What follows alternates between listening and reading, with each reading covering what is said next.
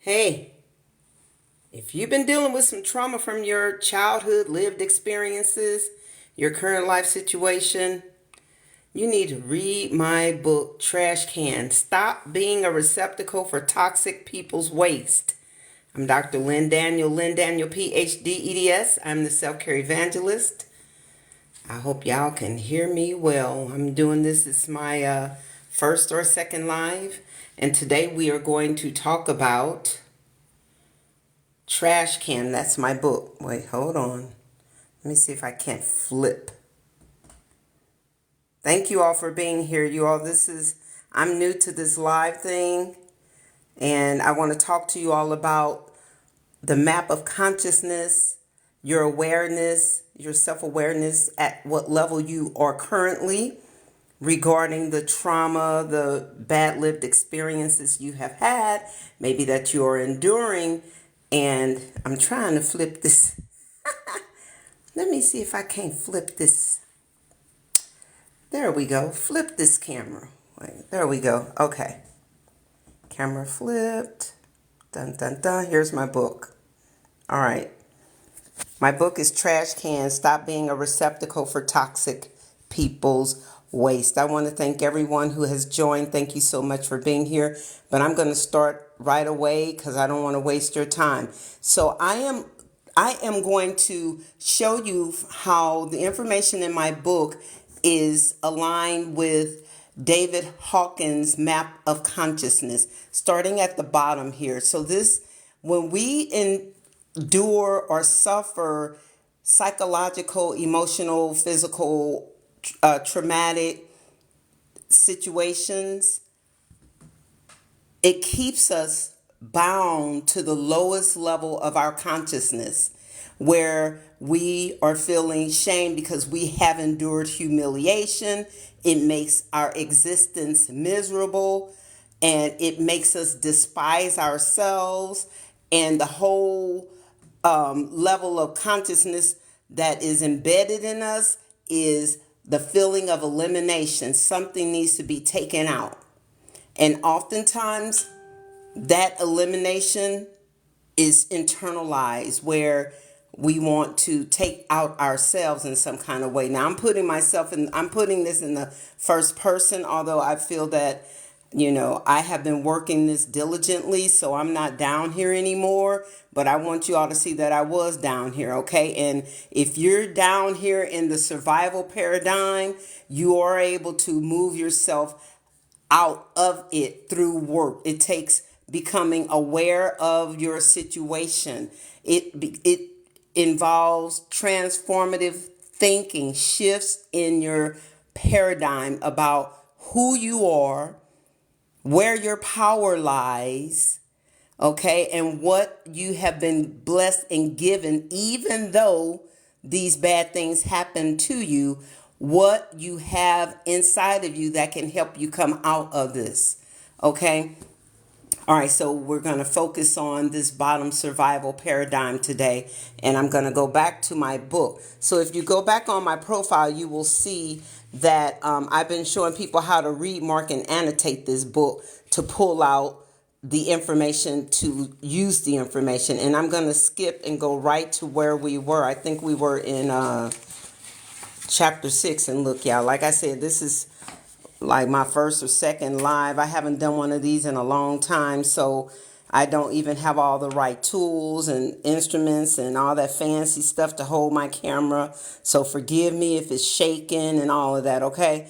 Just bear with me. Okay, so this is chapter 6 in my book, and I've been showing people how to read this book and have a conversation with it to pull this information out so that they are able to then figure out, describe, and become aware of where they are in this map of the consciousness.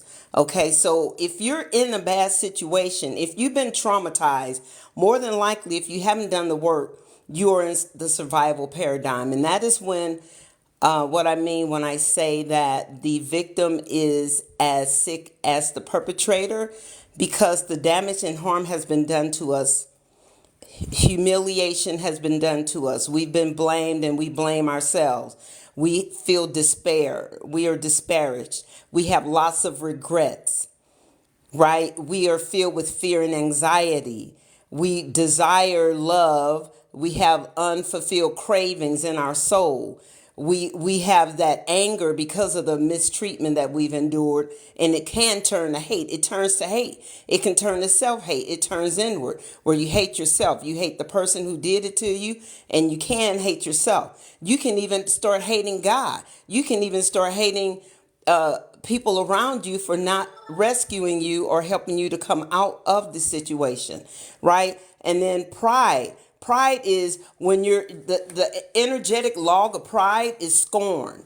Okay, it's like you're feeling you're viewing life through demanding lens. You're scornful. You are indifferent towards God. You're indifferent towards other people going through the same thing, right? And your ego is inflated, and it's all a survival mode. Okay? Let's see. This thing is telling me to swipe right to see more comments. Are you all commenting? Thank you for joining. All right, let's go. Okay, so you all, the name of chapter 6, this is the last chapter in my book. And I'm going to this chapter because it tells you how to connect to yourself. That self-connection is the key. And it's highlighted because when you read this book, I really want you to mark this book up and engage with the book and have a conversation with yourself and with this book. Okay, it's a two-way street. You are talking to back to the book because it's talking to you. Please invite your friends. If you have friends, people you know who you think will benefit from this conversation, please invite them. Okay, thank you. Thank you so much. Okay, so what is self-connection and how does it look? So in here, it says, the very first sentence says that self-connection is to be in tune with your emotional, psychological, and physical and spiritual needs. It's a state of wholesome being.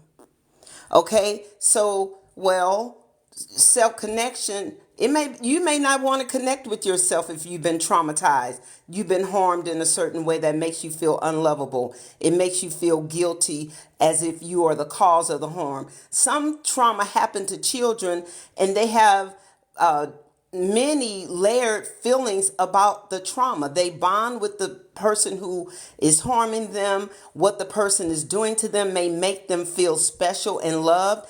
And because of these mixed emotions, the victim may have a very difficult time recognizing that they've been traumatized. They may have a very difficult time calling and naming the things that have been done to them properly. So once you name it, you're able to then move forward with your self-connection and with your self-care. Okay, so you have to define and give things appropriate common terms that are used, not no made up term that you think it should have. You need to identify it for what it truly is. And how do you do that? You do that by informing yourself and becoming more educated on trauma, adverse childhood experiences, ACEs. Okay. And here's the thing about adverse childhood experiences and traumatic experiences. They lead us, those of us who have endured them, we've suffered them. If we don't deal with them, they lead us to death through bad habits that we pick up to deal, right? If we don't do something to get help, or if no one who is more powerful than us and has more resources, if they don't step in, then we start to do things like self-medicate with food, with substances, with activities. We start to try to compensate. We try to remove the bad feelings because we have so much guilt and shame that we do things to try to erase the guilt and shame, right? We are filled with such fear and because of the frightening experiences and the heightened anxiety that we may start feeling like we deserve to be punished, right? So no, we do not deserve those bad things. They happen to us, but look, we are going to turn that stuff around. We are going to turn it around for our good, because the God that I believe wants it to work out for our good. He did not want that bad thing to happen to us in the first place, but it did, because maybe the proper barricades weren't put in place in families to keep us safe. Maybe the people who were supposed to keep us safe were the ones messing with us, with our minds, with our emotion, messing with our bodies, messing with our resources, keeping us unsafe, right? Okay, so let's look at chapter 6. We are going to begin connecting with ourselves.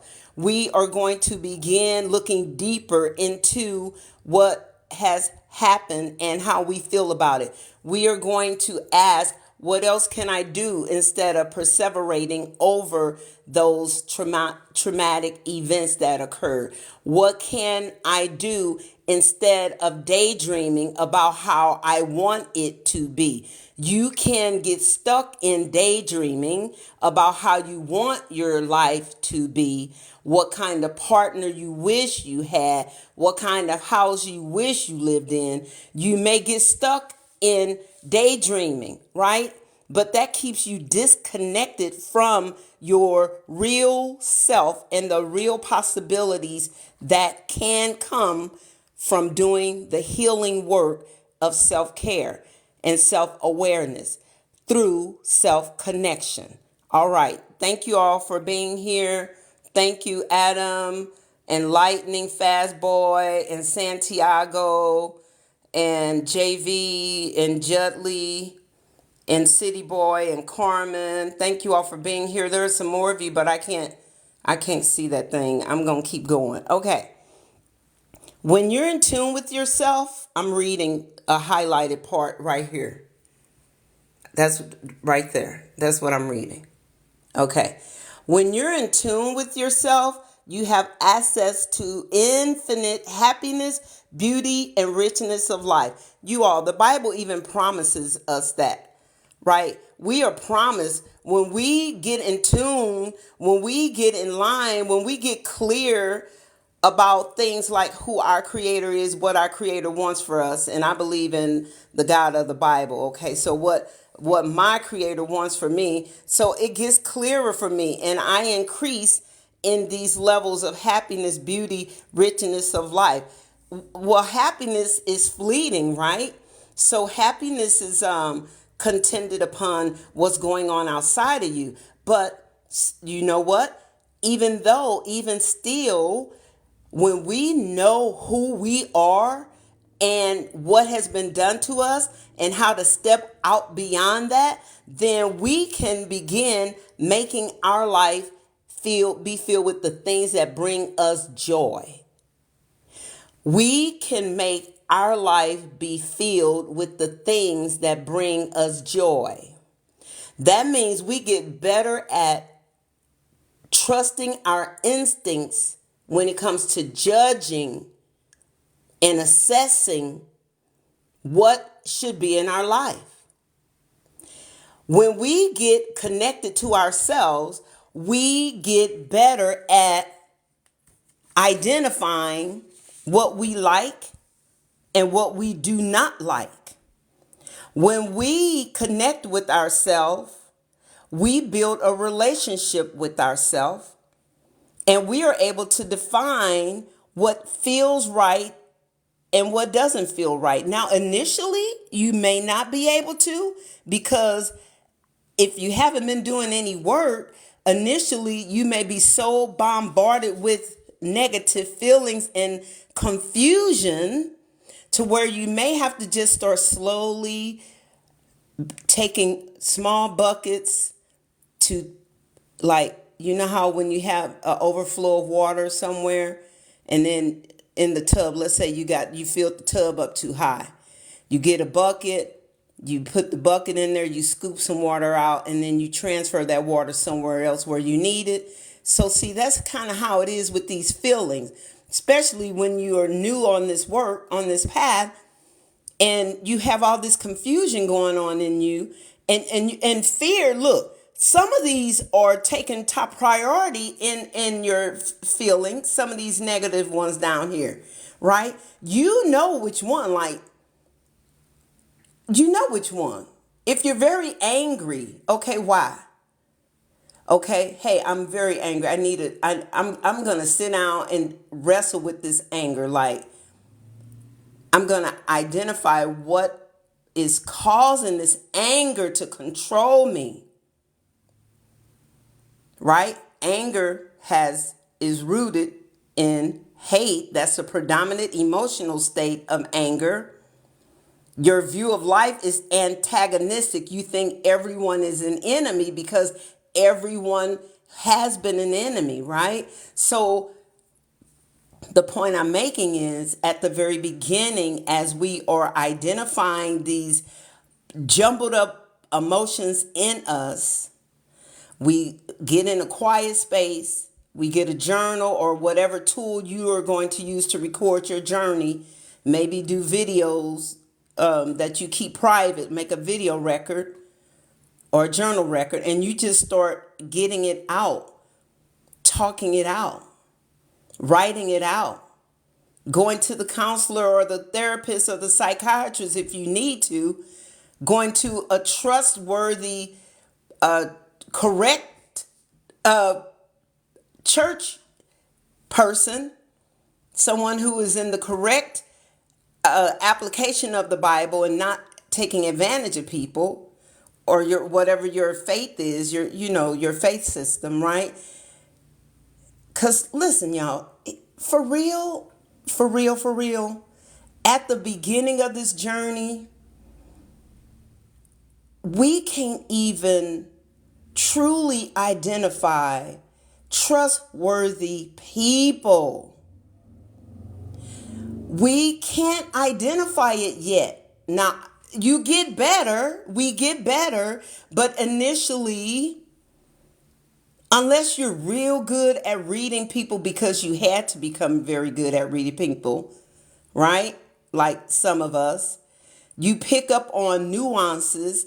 That is a safety guard that protects us when we were little and we had to navigate, territory. But now that we are adults, we're older, we're trying to heal. Sometimes we still struggle with identifying trustworthy people to help us. Sometimes. So that's why I encourage people. I'm just going to say, I started off my journey on my own on this level.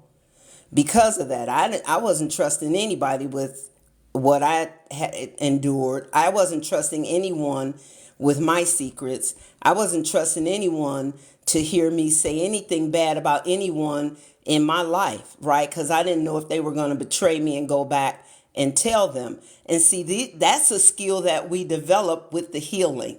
We develop the ability to assess and decide and discern the right kind of people to be near us and in our close circle, close proximity. We discern and we develop the skill set to listen to our gut because our gut knows, right? We build a more trusting level to listen and believe ourselves, to listen to ourselves, listen to our body, listen to that first thought that hits your mind, listen to that rumble in your tummy that feels churny when certain people are around you, listen to the little nuanced gut feeling that makes your eye twitch or makes you push your seat back or whatever when someone makes a comment, right? Or when someone looks at you weird. Okay, so I'm going back to the text now. Okay, so this is chapter 6, page 71. So you can get in tune with yourself, and how do you do it? Okay, so now my book is a generalized, it's going to give you general actions pretty much to take.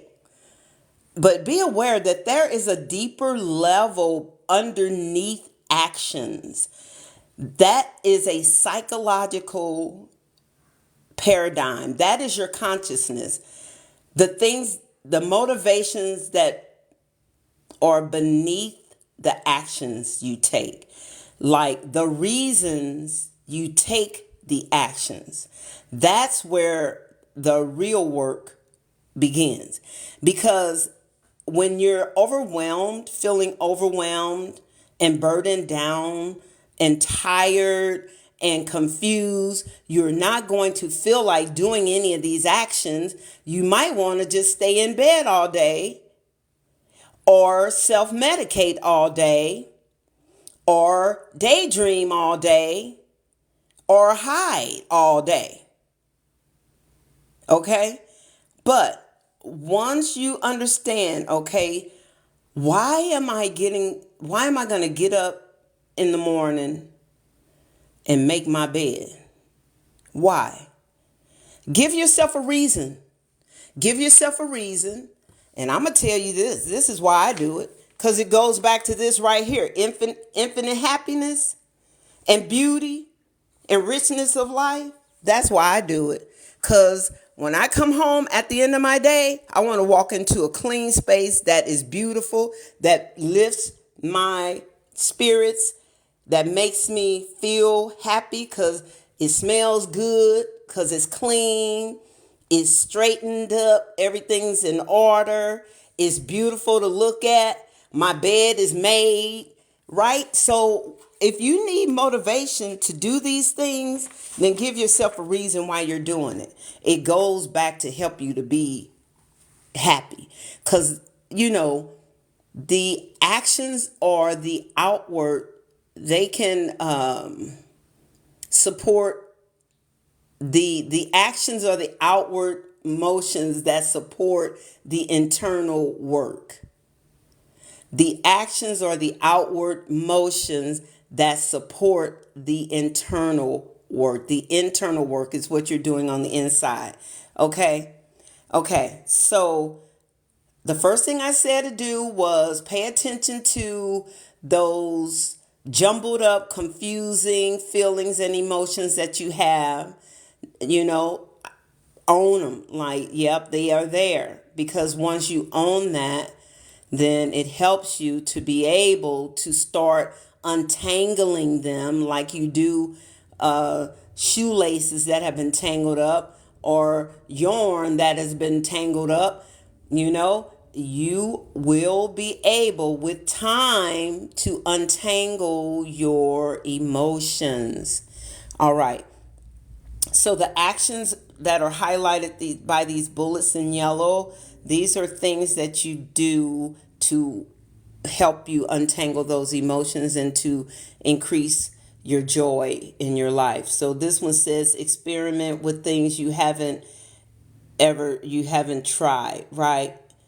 Like, okay, not negative stuff, not new drugs or new alcohols or new foods that you're going to gorge on. No, that's not what I'm encouraging you to do. Try things that you can learn, because learning is a part of healing your brain from the trauma that your brain has been traumatized and neurological damage has happened to you. Learning new things builds new dendrites. That's what I learned 40 years ago when I was studying being a new teacher, right? They taught us about dendrites. Now they teach us about neurons, right? And neuroplasticity. So when you try new things, on here it says like kayaking. I did kayaking in high school one time and never did it again. It was fun, but I ain't doing it again. Okay. Reading a book, playing an instrument, learning a language. Those of you who like to learn languages, or at least listening to people speak languages, because it impacts your brain in a different way. Like if you listen to, I like some K-pop music. I'll listen to some K-pop. When I was working on my doctoral dissertation, what really helped me through music-wise was instrumental music, praise music, and BTS. Now, and I believe I enjoyed BTS because I didn't have to worry about what they were saying. I could use that part of my brain for the load of writing the dissertation, thinking about that information, right? Really processing. That was a very tough journey, right? So I had to process that information. So, but I could listen to them, hear them sing, listen to those cool beats and those songs that were touching my heart and encouraging me to keep going, right? So when you experiment with things that you've never tried, let them be things that are healing you on this journey. Okay? And there are a lot more bullet points. I think you all get the drift. Okay? Now, over on this page 73, it says practice gratitude and prayer. Now, practice gratitude is important because when you're down here in this survival paradigm, suffering, you're self-centered on shame. All of this is you're stuck on looking at yourself in a backward way or in a way that is a damaged lens, right? You think of a lens that has been cracked and you're looking through that lens. Well, the image you see will be distorted. So when we are wounded, this is how we see ourselves through these distortions. Right? But if we start practicing gratitude, you can find one thing like, thank you, God, that I'm still alive because now I can live the life that you planned for me. Thank you, God, that my children are healthy because now, whatever, come up with something that you're grateful for. Thank you, God, that I have a roof over my head. Right? It may not be exactly what I want, but it's keeping me out of the elements. And then the things that you are more grateful for, you will begin to cherish those things, including yourself. When you cherish something, you treat it gingerly, you treat it tenderly, you treat it with respect and with care, right? So when you practice gratitude, you're gonna see the results of gratitude. You're gonna see it. Listen, the results, guys, look, I cannot promise you like in 7 days I cannot promise you that, but if you read the research and the literature on neuroplasticity, the brain and learning, the results do not take forever. You're going to start feeling results. You're going to start feeling new feelings in your physical being. There's a book called The Body Keeps the Score, and it teaches us that when we have been traumatized, that trauma enters our body and we can feel it if we're paying attention. The trauma gets locked in parts of our body. And how do we know trauma is locked in that part? It's because that part of your body presents problems. So, notice that. And then apply gratitude to that. And gratitude may just look like, let's say your knees, your bones, your joints are stiff. Now, I'm not a physician. I'm not giving you medical advice. I'm not a psychiatrist. I'm not giving you psychiatric advice. I am an educator. I'm giving you educational advice, right? So I'm encouraging you to become educated on the topic of self-care. Why? Because there are benefits when you engage in self-care actions and when you engage in self-care mindsets to transform your mind. Okay, thank you, City Boy. Thank you, Mami, and Santiago. And there's some other people I can't see. Let's see. Juanito, Salem, Aquí está tu crush. That's a cute name. Mason, James, Michelle, Bill, Alfred, Patrick, Verdi, Brooke, Veronica, Tony, Douglas, GJT Man, James, Ali, Vididu, Somebody named Crown or a picture of a crown. Hi, Anonymous Z. Salnine, you, Karen, F, Johnny, JV, don't have one, MES, Alex, Kyle, Rick. You all, thank you so much. There are a lot of you in here. I don't even know how many are in here.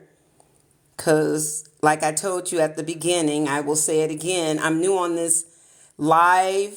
So thank you for your patience. I don't even have the right equipment to do a live, but I was a little bit apprehensive, but I've been trying. I wrote this book in 2021, you all, because as an educator, schools were shut down due to the pandemic. We had to leave our campuses, teach from home, and then when we finally returned to campuses, my students were looking zombified. They were shut down. And I started asking teachers in various professional learning communities that I'm a part of to share their story. Like, how is it on your campus? And many of us, we were hearing some horrible things.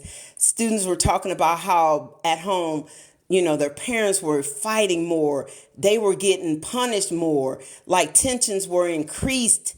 Like their parents were losing their jobs and all these weird things were happening and trauma was increasing in families, right? And teachers were seeing that. I saw some things, right? And my colleagues across the globe were seeing things too. So I started putting this book together, and this book has been with me since I published it in, I think, 2021.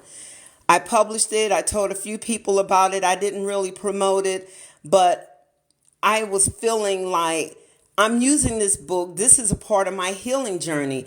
And I feel like I'm being selfish not really telling people about it and how they can use it. Like, yeah, I would love for you all to buy the book because I could use the money, as an educator, I could always use the other stream of income, right? So if you can afford to buy the book, please do. But, if you can't afford to buy the book, my other book is called You Are Not Garbage. Stop. No, I'm getting ready to mix up the two. You Are Not Garbage. Why You Must Overcome Adverse Childhood Experiences and How to Do It. That book is digital on Amazon for like $3 or $2 or something. So, if you can't get this one, get that one because they both really reinforce self-care and wellness. Okay. All right. So now I'm going to go back. I just picked up this. I'm going to show you all this. So real quick.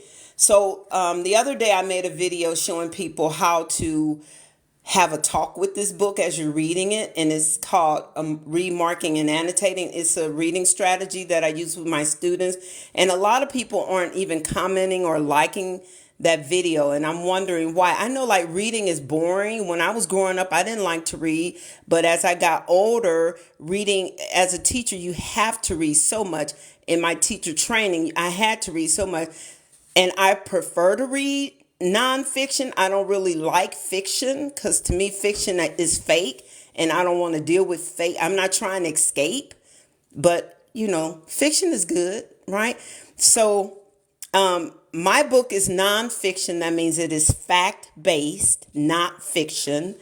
And so when you're reading it, please have a conversation with it. Like get you a highlighter and highlight things that stick out, that trigger you or that you have a question about or that they make you think or they make you say, oh yeah, like that. You have a reaction to it, highlight it, and then talk to it, right? Like you see these little sentence starters. I didn't know, or this makes me realize, or this part teaches me, or why did. So that is what I encourage people to do in this book. And the only reason why I didn't do it on this page is because when I was making that video, I had to stop making the video because I don't have the right equipment. I had to film the video, do this, and then upload the film video, right? So I feel like I'm getting the information out. I feel like, I'm feeling like I'm doing what God would have me to do, like the Lord would have me to share this information to show people that you don't have to stay wounded, right? Because I'm old, like by standards in America, I'm old.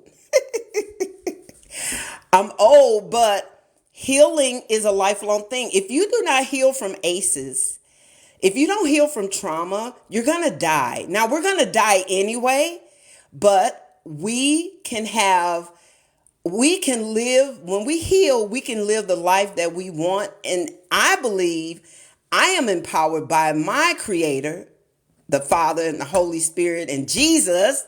I'm empowered to have and command the life that I want. Tell my life what I want it to be like, right? So, and I don't have to stay in fear of what might possibly happen, right? See this one? The enemy of our soul wants us to stay here, you all, because when you're in fear, you're full of anxiety. Like, oh, I don't think I can really say that. Or I don't think I can really do that because, well, you're right. Because we don't have the power to make everything happen. But when we start taking the steps towards gratitude and prayer, amazingly, some supernatural power steps in to assist us. Angels step in to assist us, especially when you call on the God that I serve. Angelic help comes in to assist you. Now, when we look at it scientifically, when they talk about quantum physics, so for those of you who don't believe, quantum physics even says that when you start speaking and looking at an object and speaking that thing, it changes. It moves in alignment to your words. Just you looking in that direction at it changes what it will do. That's quantum physics.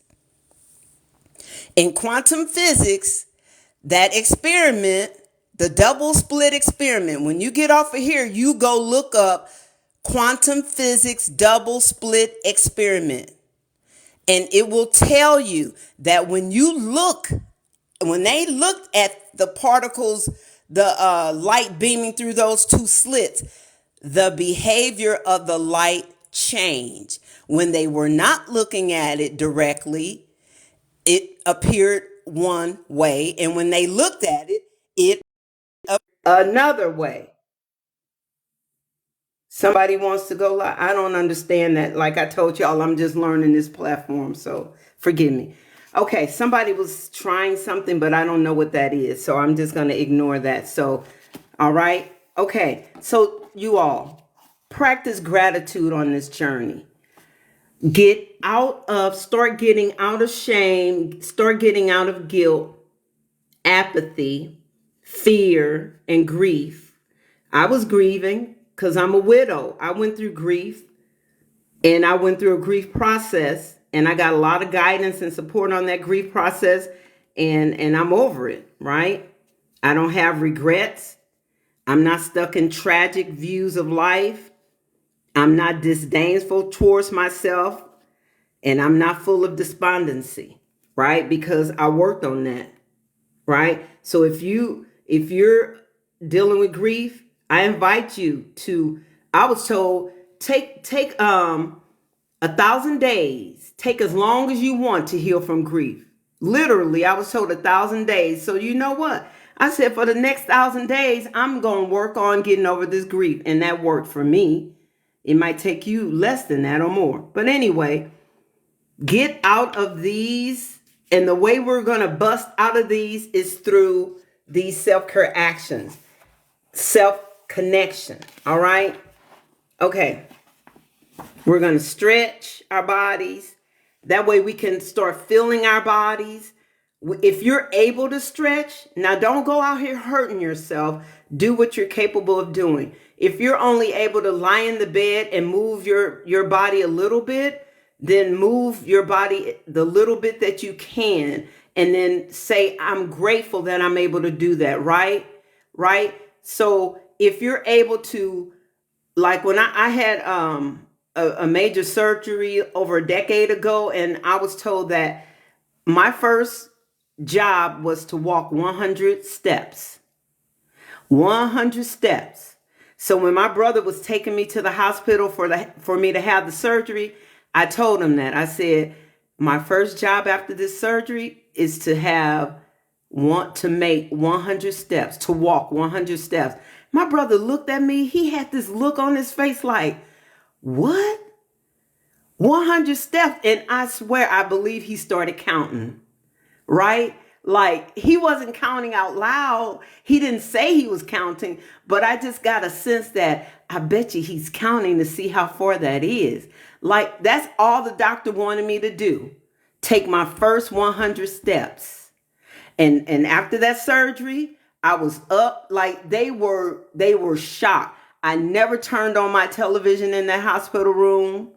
The first day I was able to get out, because I wasn't able to get out for right away, the first day they got me out of the ICU very quickly because they said, you're young, you bounce back. They put me in my private room. Like by day 2 or day 3, I was up walking in the hall trying to get my 100 steps in. And they were looking at me like, what? I was serious. I wasn't hanging around there. I wasn't staying at that level. And that's the mindset we have to have when it comes to retrieving our wellness, our wholeness, our self-connection, right? Okay, so I want to thank you all for being here. I think I'm going to quit now. I don't know how long I've been on this thing, but I do invite you to join my channel over there. Click on my profile or wherever you can see it here. Just join me over at the Harmony Hub. I'm Dr. Lynn Daniel, PhD, EDS. I'm the self-care evangelist on social media. This is me on the back of my book. Well, my hair is cut off, but that's me. And then this is, Trash Can, my first book, right? And so thank you all for being here. I really appreciate it. Go check out my videos, share them, help your family get well. You all make this, you can't force people to get well, but you start getting well. And then if your family don't want to get well with you, love them from a distance. Don't let them, sabotage you or anything like that. But if they want to get well, then just kind of share the bread with them, okay? All right, y'all, be blessed. Take care. All right. I don't know how to turn this thing off now. Wait, hold on. Good night.